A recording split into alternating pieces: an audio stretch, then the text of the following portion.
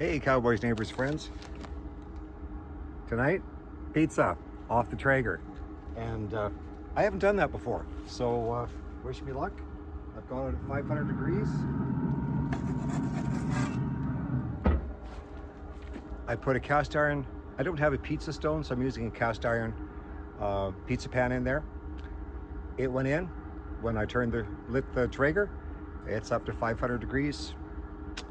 Just slid the pizza off the peel, and yeah, 15 minutes. Let's have a look at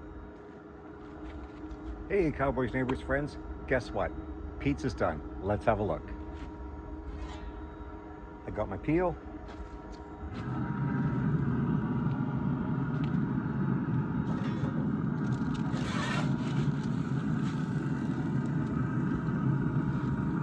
Check it out.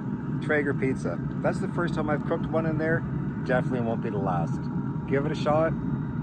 Try your Traeger cooking pizza. Thanks for watching. See you in the next video.